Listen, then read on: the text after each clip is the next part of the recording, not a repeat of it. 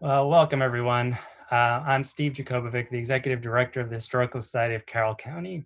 And thanks for joining our box lunch talk on today, June 16th, 2020. It's a beautiful day and thank you again for joining us. Uh, Thanks to all that made our first virtual box lunch talk on May 19th go so well, especially our speaker, Jim Leitner, the Community Media Center, Carroll County Chamber of Commerce, and of course, you all are a fantastic audience for joining our Zoom session. It is a great pleasure to continue offering talks via Zoom during times when large indoor gatherings are not ideal. Today's talk will be given by Jody Hoover of Digital Maryland. Digital Maryland is celebrating more than a decade of work digitizing historical and cultural documents, and importantly, making those resources easily available to the public. And I'm gonna reshare my screen, just a second.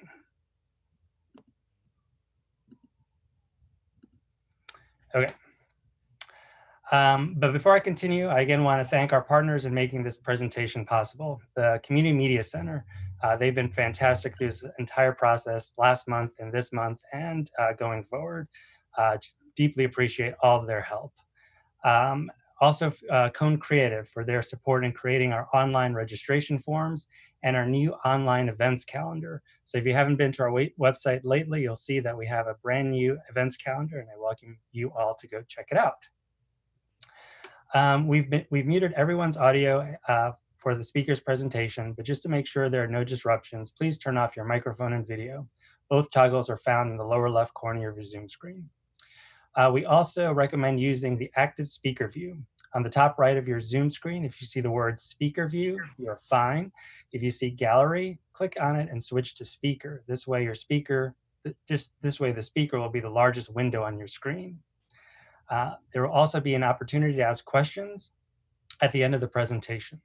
There are two ways to ask questions via Zoom. To raise your hand, move your mouse to the bottom of the Zoom window and a menu will appear. Tap on the participant button and that will bring up a list of participants.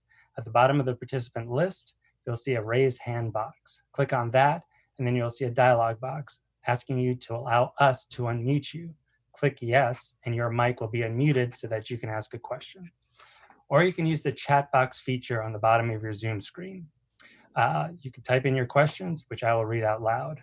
In the chat, you can send a message to everyone or use the pull-down menu to send a message to a single participant. And I'll go ahead and review these questions at the end of today's presentation. So Digital Maryland is a collaborative statewide digitization program of the Maryland State Library Resource Center, Enoch Pratt Free Library. Its mission is to facilitate the digitization and digital exhibition of historical and cultural documents, images, audio, and video held by Maryland institution, including many items that are held by the Historical Society of Carroll County. What I really like about this program is that it helps in two ways. It preserves the original documents from overhandling, while it also provides easy online access to historical treasures that people might not have otherwise known existed. So it's my great pleasure to introduce Jody Hoover to go into detail about the important work Digital Maryland is doing. Jody is the manager of digital resources for the Enoch Pratt Free Library. She has over 10 years of experience working with non-text-based materials, including digital image collections. Jody is an active member in the Visual Resources Association and the American Library Association Film and Media Roundtable. She holds a master's in library science from the University of Maryland, College Park, and a master's in studio art from Towson University. When she isn't at the library, Jody maintains a studio art practice and teaches the occasional bookbinding workshop. I'm going to put Jody on the spot here and say that I'd love to have a bookbinding workshop via Zoom through the Historical Society at some point in the future. That sounds like a lot of fun. I'm in. I will now turn the presentation over to Jody, and I hope everyone enjoys. Thanks very much. All right, I'm gonna unmute and share my screen.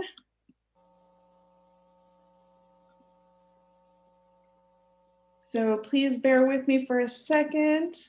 It is so exciting to see all of you here, or to know that all of you are here. I think we have it there. All right, So as Steve said, I am the manager for digital resources at Enoch Pratt Library. I'm really excited to be here today to talk with you about the Digital Maryland project and the work that we've been doing. I also have with me today my colleague, Caprice DeLillo, manager of the Maryland department.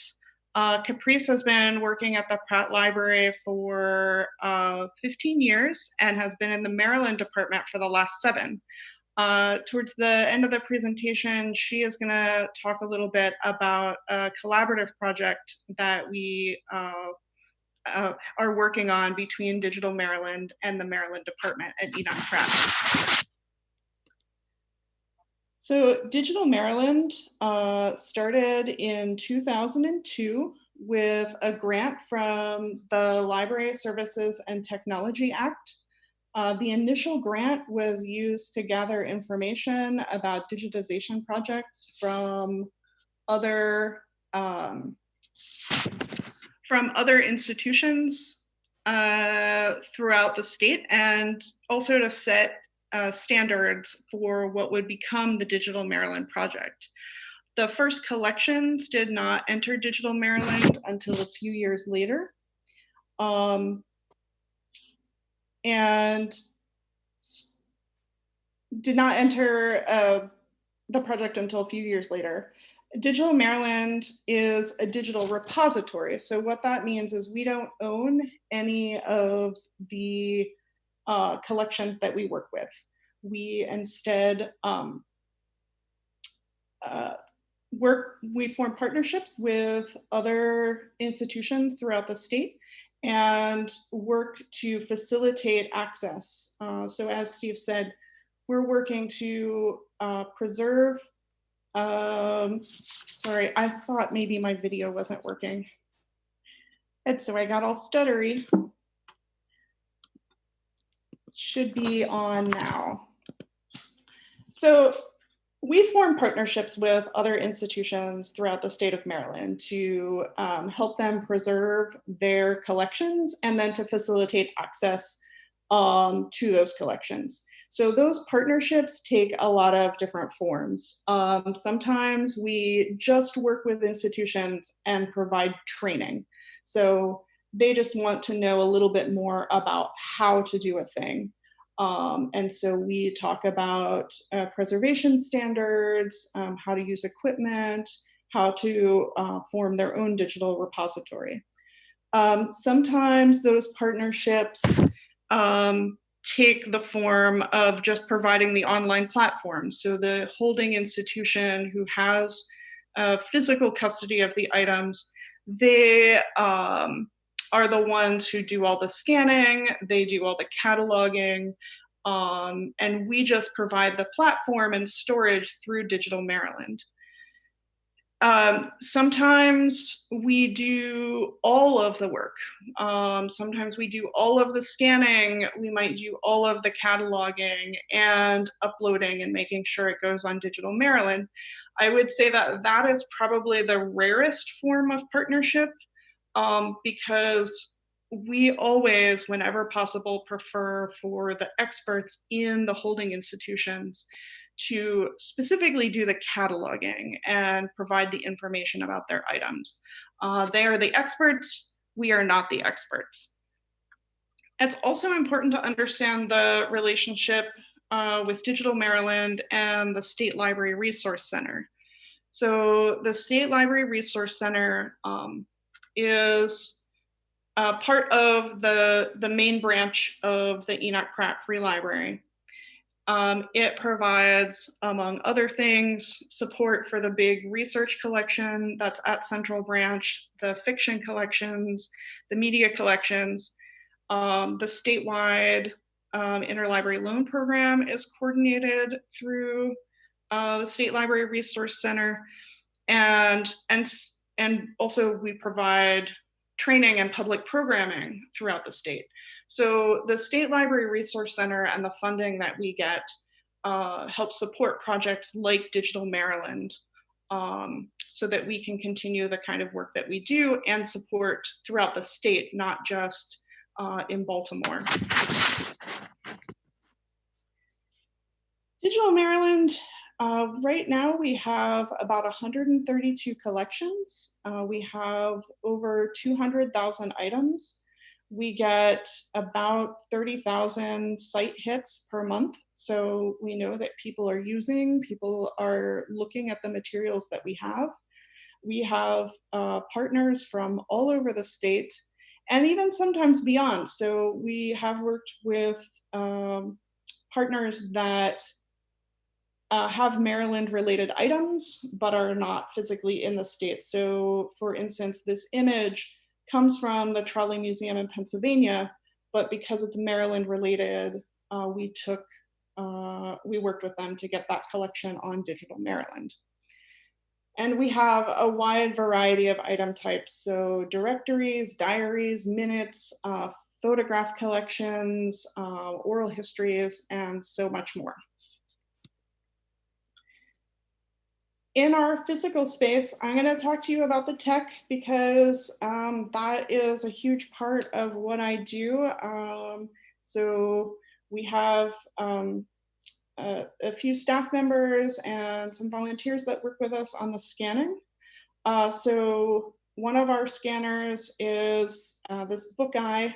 It does exactly what it sounds like it does. It's specifically for scanning bound volumes.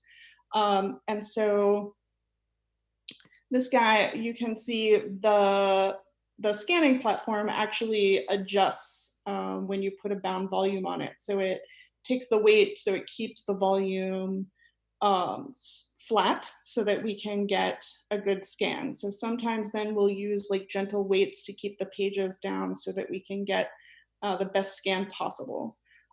This book is actually it's a bound collection of photographs that show the window displays that were at Central Library. And so this is going to be one of our upcoming projects. This is probably our workhorse scanner, Scan Master. So it is a huge flatbed scanner. We've scanned everything from large bound volumes that don't fit on the book eye, blueprints, all sorts of things, photographs. So we can do big and small. And this guy, when we're in the midst of a scanning project, we are using this all day long. So it's a great piece of equipment.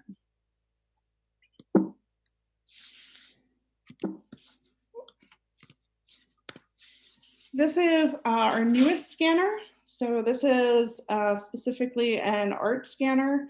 It can scan works of art 36 by 60 inches. So that's pretty sizable. The State Archives is actually working on restoring some paintings in their collection. And so the art restorer is in Towson. And as the art restorer is finishing the paintings, they're swinging through our space and having the paintings on the flatbed and doing these very high resolution scans before the paintings go back down to Annapolis and the State Archives. So they have a whole route worked out. And in addition to doing larger works, this also will do coins and medals. So you see something like this. This is from the Star Spangled Banner House. And this is a fairly small medallion. And when we send it through the art scanner, we can get this very high resolution image that will actually show you the texture of that ribbon and some of the stitching. So this is a great piece of equipment, and we're really lucky to have such a thing in our collection. And so for Carroll County collections, like I said, Digital Maryland runs on partnerships. So we have partnered with a lot of different Carroll County institutions. So the Historical Society, of course, is big on our list. The Community Media Center is another really important partner, the Carroll County Public Library, and even on occasion, private citizens.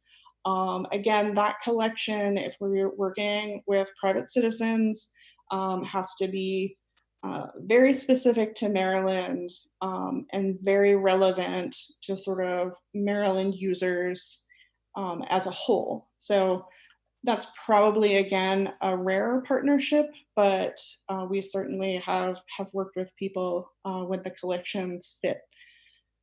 This photo is from a historical society collection. So from the John Byers collection, who is a Carroll County photographer, we have about 30 of his photos in digital Maryland right now.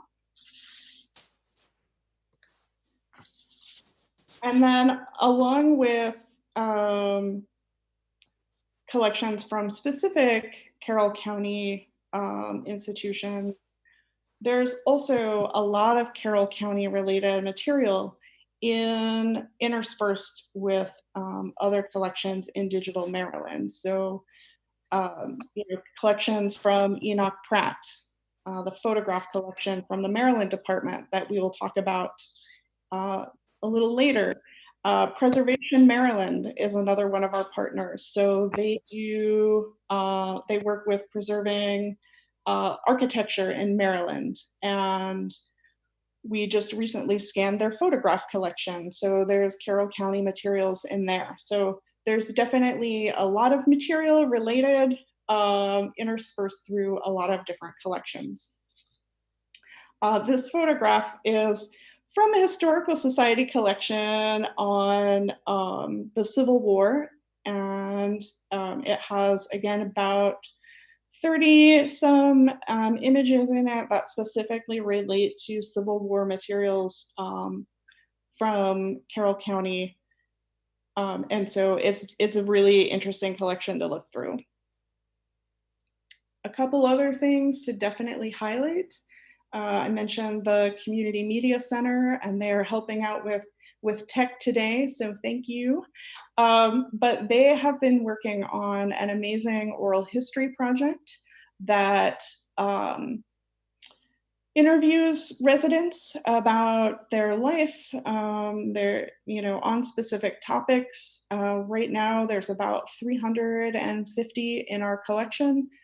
I've been told that there's more, so I'm looking forward to adding those sometime soon. You can see even from the subject headings along the side of the screen, I mean, that's not even all of them. This covers a huge amount of information, and so these are really interesting to watch. I will say we ran into a blip. So right now they are not working. The oral history videos are not working from the Digital Maryland site, but we're working on that, and they can be viewed on the Carroll County Community Media Center site. So check them out, and then soon they will be up and running on Digital Maryland.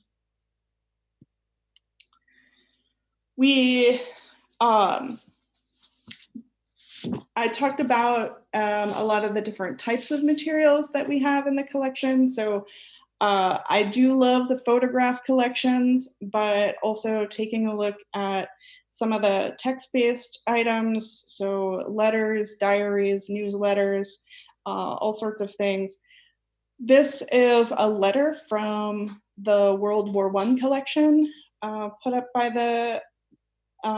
that came from the Historical Society. So a letter written from a soldier who was stationed in France, I believe. He wrote home. And so the nice thing about this is, not only from seeing the scans, you can see the texture of the paper, you can see, the personality of the handwriting, things like that. But also when you're viewing it on Digital Maryland, there's the zoom function that would let you get very close so that you can see. It's easier to read, possibly even easier to read than if you saw it in person. And these also have transcripts. So if you can't read the handwriting, you can read along the screen and see exactly what the letter says. So how do we find these things? We go to the Digital Maryland website, so digitalmaryland.org. You'll see this landing page, that'll have things like new collections, a little bit about us. You can read about partners. There's our contact information. But if you click on collections, you can scroll through an alphabetical list of the collections that we have.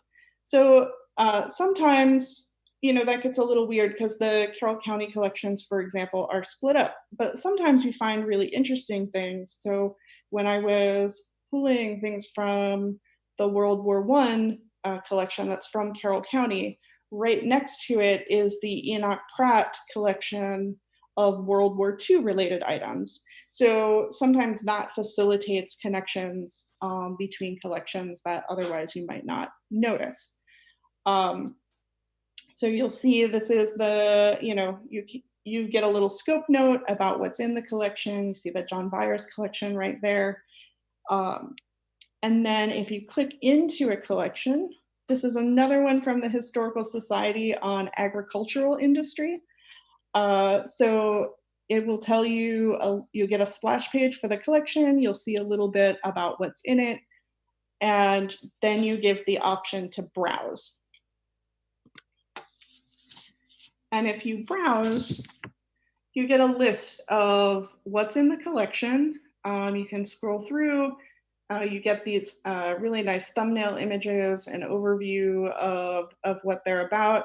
You'll also, on the left-hand side, start to see subject headings. So if you are specifically interested in canneries in Carroll County, I can see that there's 15 images in this collection related to specifically that.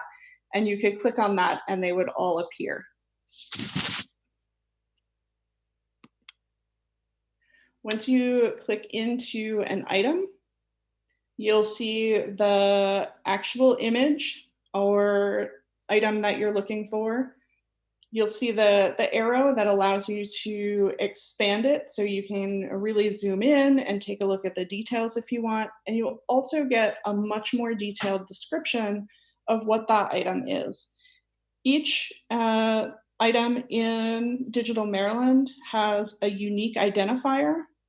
So you might have seen them in the images that I pulled for this presentation. They're in the captions. Using that identifier, you can actually search specifically for that and pull that image back up. So that's like the item's call number if we're thinking about them in terms of books. There's a search box on the front page of Digital Maryland that, again, you can search for specific topics. If you're looking for specific buildings, you can do really general searches, and that will search across all of the collections in Digital Maryland. So if you don't quite know what you're looking for and you just want to see what you have, that's a good way to do it. If you click into advanced search, you'll see all of the different collections. You can select what you want to look for, or you can look for things in a certain field.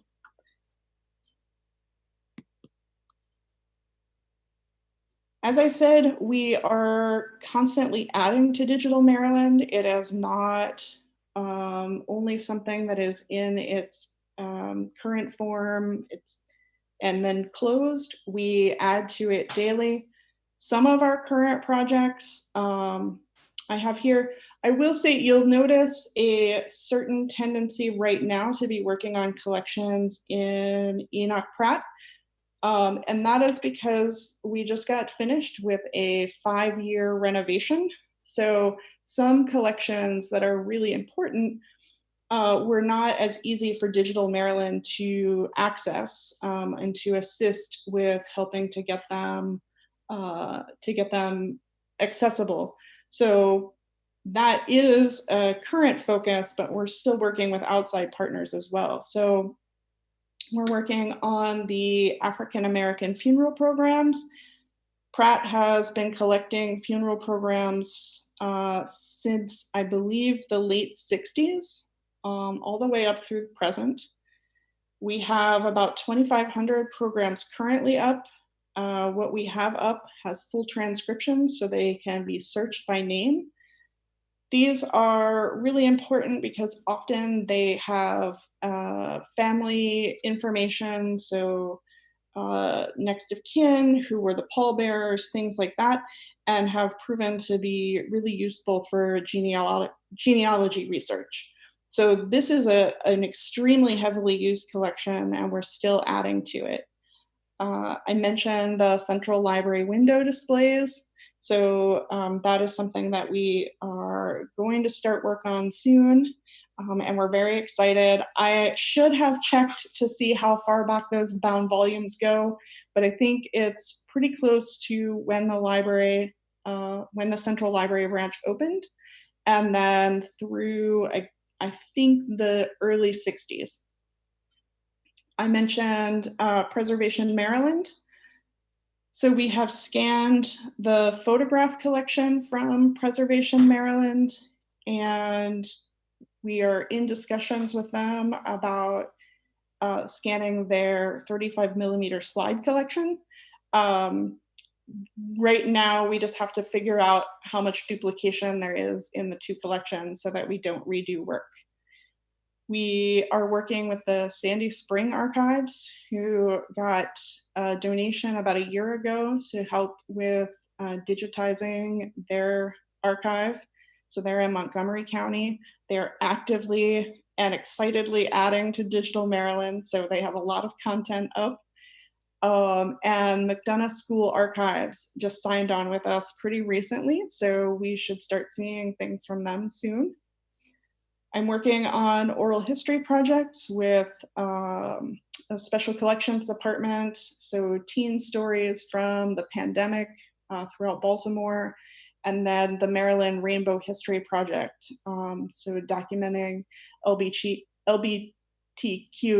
experiences throughout Maryland. And then hopefully my colleague Caprice will be able to turn on her camera and audio, because one of our very big ongoing projects is working with the Maryland department to scan their massive photograph collection. And I have her here today to talk to you a little bit about that. Great. Can you hear me? We can. Oh, good. Okay. I logged in a little bit late, so I wasn't able to test out my mic. So thank you for having me, Jody. I'm really excited to talk about this project. Digital Maryland has been working with the Maryland Department since its inception. We've collaborated on dozens of projects with them, and we really enjoy working with them, both because it obviously provides access to some of our really cool collections, but also because they're nice people and we like hanging around with them. Anyway, so some of the projects that we've collaborated with Digital Maryland on, you can see here on the screen. Fun things like theater programs, menus, public monuments and sculpture in Baltimore City, historical maps, a historical postcard collection, sports in Maryland. Jody mentioned the World War II collection. So we've got some really cool projects in there. I'm going to be talking today about the photograph collection, which is a current collection that we're working with Digital Maryland on. And to date, this is the largest project that we've worked with Digital Maryland on. So just a little bit of back story to this collection. The library's photo collection was started in the 1930s when the WPA Federal Writers Project assigned the Pratt Library 176 workers to assist with various tasks. One of their projects was a photograph survey of economic, social, political, and recreational development in Maryland. And this was done in cooperation with the State Planning Commission. They took thousands of photographs all around the state, and these were then added to the library's collection. get you to switch the slide here. The photographs were developed, and then a copy of each photograph was affixed to a piece of cardstock, which I should mention was not acid-free. So definitely not archival. And then they were labeled with various degrees of useful information. So things like date, description of the image, they were given a title, and then they were stored in upright file cabinets, much like what you see in the top right-hand corner there. Later, each of the photographs on cardstock was placed in a Mylar sleeve, and you can kind of see that in the photograph here on the slide. The photographs were then organized alphabetically by title in the file cabinet drawers, and the file cabinet was kept out in the open area so the public could browse through these photographs. The photographs remained in these upright file cabinets until 2003, which is when the Maryland Department moved to the library's new annex structure. This is where we're located today. The new department was given a set of cabinets, which work really well for storing a larger number of photographs than the file cabinets do, but they really don't provide ease of access in the same way that vertical file cabinets do. I'm sure that at the time there was a desire to eventually digitize them, so maybe ease of access was not a priority. I don't know, but over the years, through both large and small scale donations, the library has collected thousands more photographs. So we really did have a need for a larger storage unit. We now have roughly 30,000 photographs, and while the bulk of our collection is still made up of those original black and white photographs that were taken by the WPA workers in the 1930s, we do have photos from other time periods. That number includes thousands of donated photographs. We still actively accept donations, both from individuals and from institutions. And we also still have thousands of photographs that have not yet been identified. And you can see some of those on the screen here, thousands and thousands of photographs, both in boxes on shelves, in drawers. We also have unidentified negatives as well. How many of those negatives we actually have the printed photographs for, I'm not sure, but you know, this is an ongoing project to identify these items. The collection now takes up 8 cabinets. Each cabinet has 6 shelves and holds approximately 3,000 photographs. There's 30,000 in the total collection. We also, as I mentioned, have these separate boxes and drawers filled with unidentified photos. When I started in the department in 2013, we still had not started working on digitizing the photographs. There were issues in the collection that delayed starting the project, most notably the size of the collection. I mean, this was a huge, huge project, and there just never seemed to be time to get started on it. Also, library staffing is, of course, always an issue. And then also, because the library doesn't own the copyright to many of the photographs in the collection, you know, sort of this project just wasn't prioritized over other projects. However, over the years, the popularity of the collection and the problematic way that they're organized eventually necessitated serious consideration of digitization. For example, we'd regularly have customers requesting to see all of our photographs on a particular topic. So, for example, maybe street scenes or industry in Maryland. And because the title that was selected for any given photograph was chosen by a librarian, and remember, the collection was organized alphabetically by title. So because the title was selected was given chosen by a librarian, and because photographs can be assigned many different subjects, of course, and because of the size of the collection, we rarely felt like we had found all the relevant photos for a customer. So, we felt like we could be doing a much better job for our customers. So this brings us to the current project. A few years ago, we began working with Digital Maryland to digitize the collection, and it is truly a collaborative project. The size of the collection would really just make it impossible for Digital Maryland to do this alone. So while it's been Digital Maryland staff who have been scanning the images, the Maryland department staff have also been working on this project. We've been carefully reviewing every single photograph to assign a unique identifier to them, and also to transfer the information from the labels on the back of the photographs to a spreadsheet that can then be uploaded to Digital Maryland. Can you change the slide? Yeah, you can see the spreadsheet here. And you can see this is one of our boxes. We just bring the photos into the office in a box and work on them there. So the Maryland department has completed adding descriptive information for almost 9,000 photos at this point, which takes us up to the last shelf in the third cabinet. And Digital Maryland's working its way through scanning the first cabinet.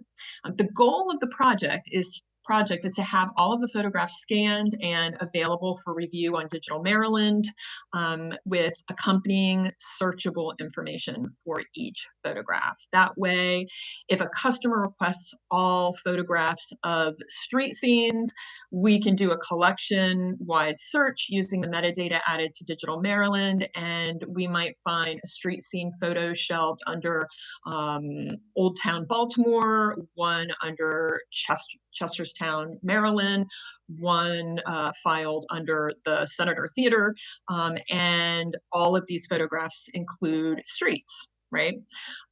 We'd also love to eventually implement a project in Digital Maryland to get help from the public in sort of a crowdsourcing way, in identifying the thousands of photos that are currently unidentified. Because while we have volunteers that work in the Maryland department to help us with this, obviously that's still a pretty narrow scope to work in. So it'd be great to have people all around who could help us with this project. We don't currently have a projected date of completion due to the sheer size of the collection and Digital Maryland's changing workload. But I am amazed at how much progress we've already made, and I'm excited about being able to provide access to the collection. So thank you. And I'll take over again. So when I talk about how Digital Maryland is a collaborative project, these are the sorts of things that I'm talking about, where no one institution or no one unit can take on projects like this, and it requires really working together to make it accessible. In the collection currently, there are some photos from the Maryland department already in Digital Maryland. I think we have about 900 of them up, so a very small portion. Some of them are things that had been scanned previously and were just sort of moved into the Maryland department photograph collection. Some of them are newly scanned, so you will see, because again, they're organized alphabetically, so you'll see a large number of images right now with numbers in the title. Like, that's where we started. We're working our way through. So this will be a very long-term project. Check back often to see what we have up. And I too am very hopeful that at some point we will do a more we'll be able to do like a crowdsourcing project to try and identify some of the many unidentified photos in that collection. I also will go ahead and say that I briefly mentioned that Pratt, the Central Library, has undergone an extensive 5-year renovation. We just finished it up this year. This was supposed to be a banner year filled with a lot of programming. And so obviously that has been a little derailed. But when we reopen, please definitely put it on your list to come and visit. The spaces look beautiful. A lot of things have been restored to look like when the building opened in 1929.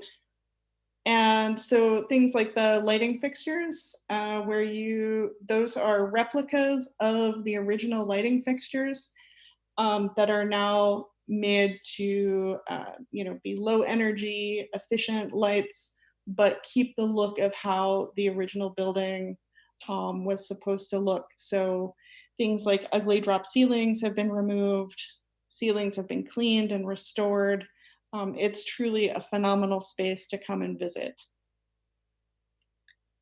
And that was our talk. So I think we were going to try to do some questions now. For both Caprice and I will answer questions. This is our contact information. If you have specific questions about Digital Maryland, please feel free to contact me. If you have questions and need help researching things in Maryland, Caprice is one of our experts. Digitalmaryland.org is the website, and then Pratt Library. As Maryland residents, you all are able to sign up for Pratt Library cards, including e-cards to access our resources. So definitely swing in virtually and visit. We also are doing a slate of virtual programs, so you can visit us from your own home. That is all for us. We'll switch it over to questions. Great. Thank you, Jody and Caprice. I hope everyone enjoyed that, and we'll go ahead and visit and explore your website real soon. So we do have time to take a few questions. So as I mentioned earlier, to ask a question via Zoom, you could raise your hand or use the chat box feature. So to raise your hand, move your mouse to the bottom of the Zoom window, and a menu will appear. Tap on the participant button, and that will bring up a list of participants. At the bottom of the participant list, you will see a raise hand box, or it looks like that. Click on that, and then you'll see a dialog box asking you to allow us to unmute you. So if you go to improve that, your mic will be unmuted so you can ask a question. Or you can use the chat box feature on the bottom of your Zoom screen to type in your question, which I will read out loud. In chat, you can send a message to everyone or use the pull-down menu to send a message to a single participant. So we'll go ahead and see if we get any questions. In the meantime, we see one. Sam Brainerd. Hi, can you hear me okay? I can. Hi, Jody. I've been doing a ton of digitizing my own personal documents, and I was just wondering what standards you guys use for things like resolution. I've been using 600 dots per inch for prints and 3,200 dots per inch for slides and 300 dots per inch for documents. Do these seem like normal figures for you, or should I be going up, down? What should I do? No, those are our pretty standard resolutions for the scanning projects. So yes, as you described, 300 for documents, 600 for photographs, and then what we have for Digital Maryland, what we call like a service image, which is what is presented online. Mm-hmm. So, what we do if people are looking to use images for publications or whatever, we have to refer back to the owning institution. But then we have those large documents to provide them, which is why you scan at the high resolution. So good job. Oh, thanks. Sounds like I'm in the right area then. You are. Do you use PDFs for documents and JPEG? Or you probably use TIFFs for images, I guess? We use TIFFs for images. And then for a lot of the documents, we do still scan them as TIFFs. It kind of depends what it is. But for so many of them, so like that letter from World War I, you know, the image quality is so important that those are served up as TIFF files rather than PDFs. Great. I've got a big collection of World War II letters that my parents wrote to each other, so that gives me a good guidance. Thanks very much. Yeah, no problem. All right. Okay, while we wait for another question, I'm curious for both Digital Maryland and for Caprice, what seems to be sort of the topics that get sort of the most hits in your collection? Do you know like what is sort of kind of most popular, or does it matter like what's going on like out, you know, in the media, or what seems to be sort of the most popular sort of collections or topics? From a Digital Maryland perspective, you know, it's a little hard to say. I think that it gets used. I think genealogists are a big component of people using the service, so tracking down images that are related to the family or where they grew up, and other sorts of researchers. So people researching publications or looking to publish will often end up on Digital Maryland looking. We see an uptick for the History Day projects from students looking for information there. And then Caprice, do you want to talk about what people asked for with the photograph collection? Yeah, I mean, I would say the photograph collection just in general is a very popular collection, but I would echo what Jody said. I mean, genealogy is our top, you know, our top asked questions. Probably about 80% of the questions that we answer are related to genealogy, and I would say interest in our collections echoes this. So, you know, we have a collection of yearbooks that are not yet scanned, but those are very popular. You know, so anything that genealogists can kind of get their hands on, they're excited about. But yeah, I mean, I would say within the photograph collection itself, I haven't seen any trends in terms of different subjects that are popular. Just the collection itself in general has been very popular.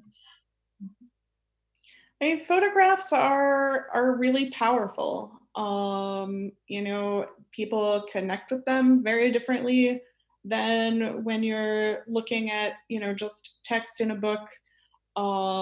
So it somehow makes it, you know, more real. It captures that moment. So, you know, people love looking at photographs and photograph collections. So that's always a really nice thing to be able to serve up and make accessible, particularly in cases where the collection is difficult to access. That's really important. We have a question coming in from Sue Bloom. Are the photographs keyworded for broader possibilities of researching?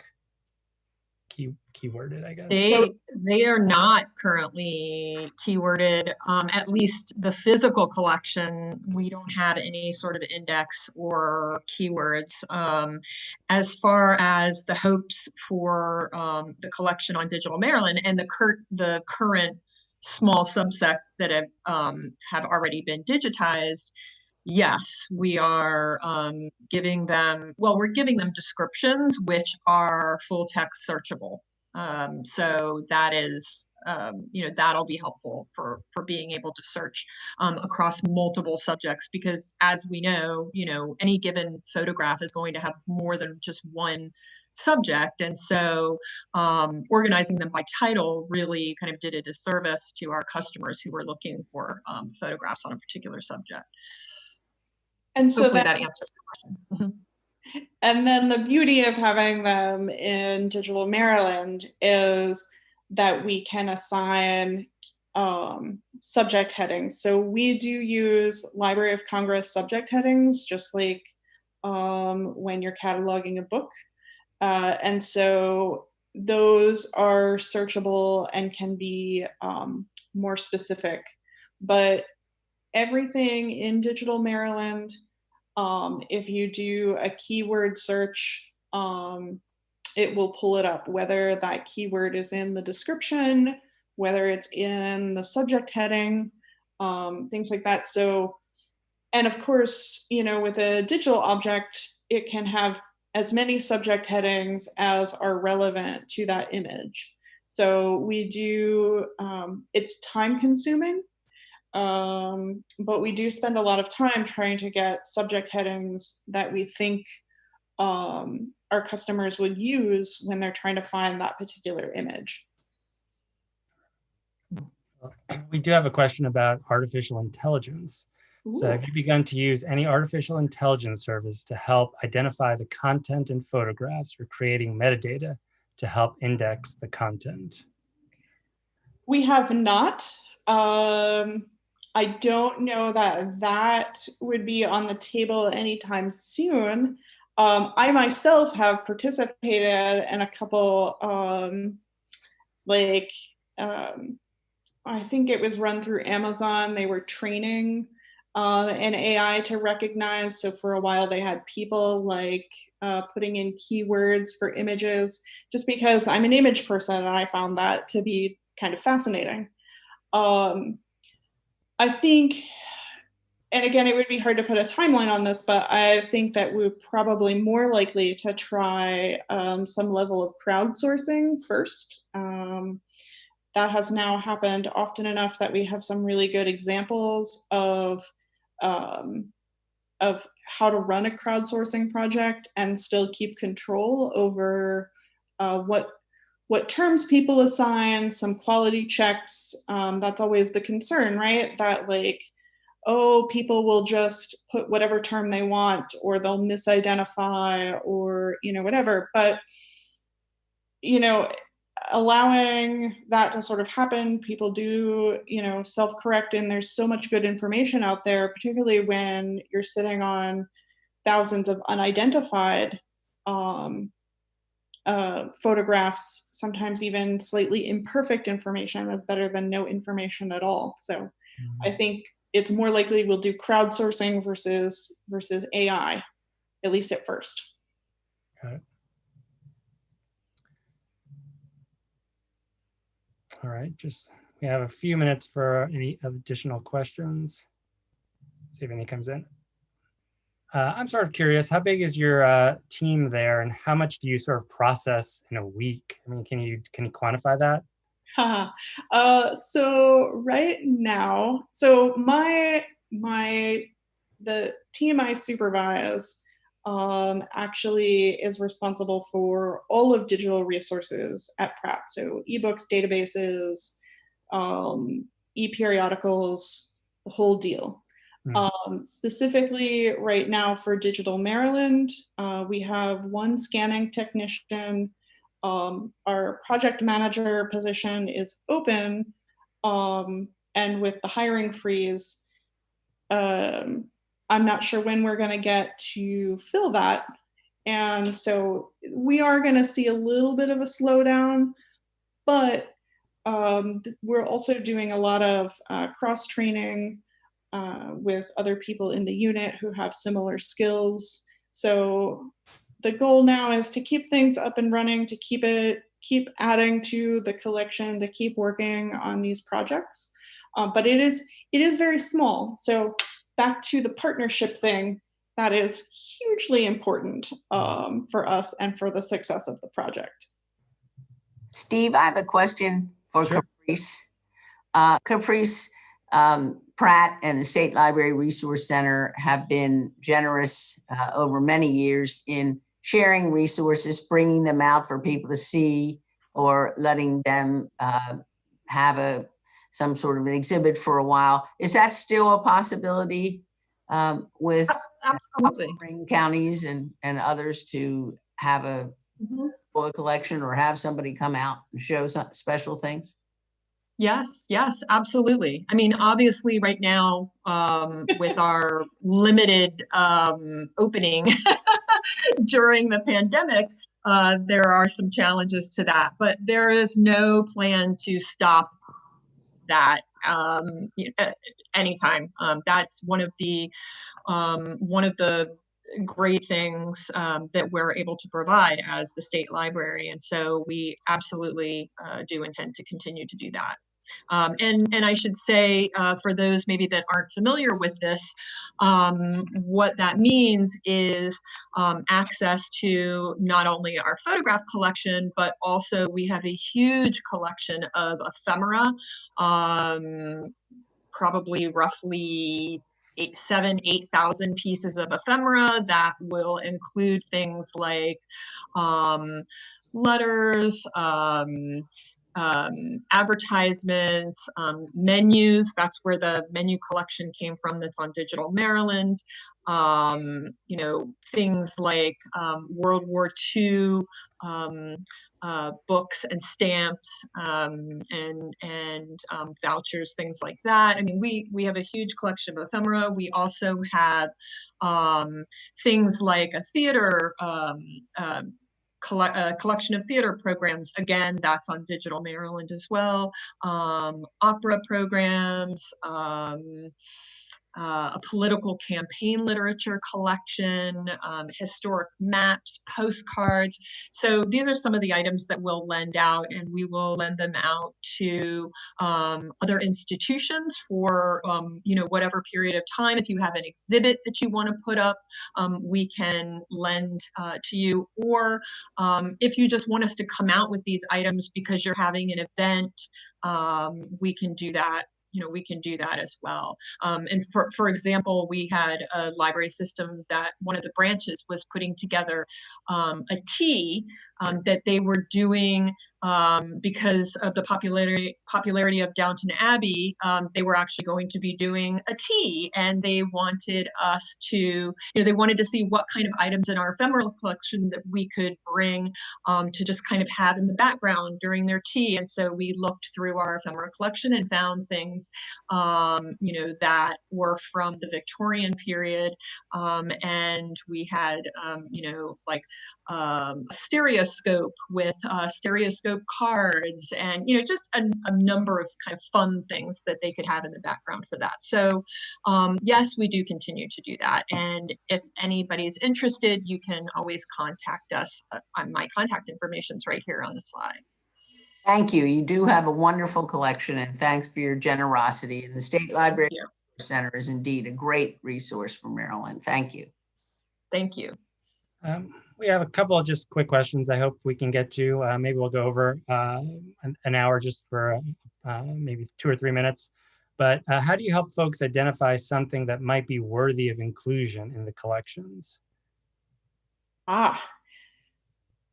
That is a good question. So it's thinking about, so working with institutions is sometimes a little easier because, again, they're, like working with the Historical Society, for example. Y'all are the experts on what is in your collection. You're the experts on how people use it, what they ask for.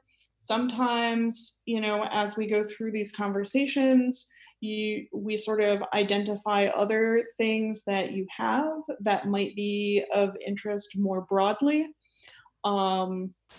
So it's very much a conversation back and forth between Digital Maryland and our partners. I would say that it is tougher probably with private citizens, and like I said, that is our rarest form of collaboration.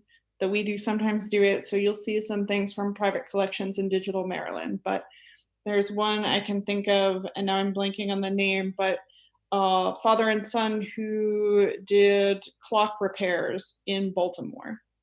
And so we took their collection because it was both buildings and then these like amazing interior shots of the clockworks in, so like church towers and train station buildings and things like that. So, you know, I'm always happy to have those conversations with people, but it's very seldom, and you know, it's not necessarily an immediate thing all the time. And one last question: do you ever get the public helping to identify unknown pictures? Do you ever? So like sometimes people will email, they'll see something on Digital Maryland and they will offer up a more concise description. And so either I will, and then I'll pass that along to one of our partners. So that is something that happens. And then I am very much hoping that for things like large collections of unidentified photos, and again, those probably are not necessarily going to be the priorities for scanning, you know, just because we have this huge component of identified photos to get through. But definitely the hope is that we can come up with some method that allows the public to help us identify. All right, doesn't look like we have any more questions. Thank you so much, Jody and Caprice, for joining us. You guys have an amazing collection, and we hope people will come and visit online and check out Digital Maryland. This has been a great introduction to it. So very much appreciate it. Thank you so much for having us. Thank you. All right, so as most of you know, participants who are here with us, we do typically charge an entrance fee for our BLTs of $3 for members and $7 for non-members. If you enjoyed this presentation, please go to our homepage, hsccmd.org. And on the top right-hand side, there's a new donate button. We've been working on Cone with Cone Creative to do a few website enhancements. And you can click on that button and donate any amount you wish. As you know, small gifts add up to make a big difference. In terms of announcements, a reminder that on June 25th at 7 p.m. via Zoom, we will restart our Talks at the Tavern evening lecture series, except it won't be at Cocky's Tavern. Jay Graybeal will talk about his great-great-grandfather's 36-year legal fight to recover damages from the Union Army's destruction of his crops during the Antietam and Gettysburg campaigns from the Westminster, the Carroll County Chamber of Commerce office on Main Street, courtesy of Mike McMillan. So we really thank him for allowing us to use his office again. Registration is open for the Talk of the Tavern and is now available on our website. If you go to events, you also see it on our homepage. And as far as our events in July, in terms of our BLTs and our Talks of the Tavern, we are going to be working with the programs committee to see whether we can have them in person or via Zoom again. So our events, our programs are sort of ongoing on a month-to-month basis. So please, we'll be sending out please check out our website, our Facebook pages, and we'll be sending out constant contacts at the beginning of July to let you know how we will be broadcasting or how we'll be holding our events. So thank you for your patience and understanding as we work through the dynamics of the COVID-19 situation. So I hope everyone is staying safe and enjoying the great weather, and best wishes for continued good health. And thanks everyone for joining. Thanks again to Caprice and Jody, and thank you to the Community Media Center for helping us broadcast this Zoom this afternoon. So I'll go ahead and end the meeting. Thanks again for joining. Bye-bye now.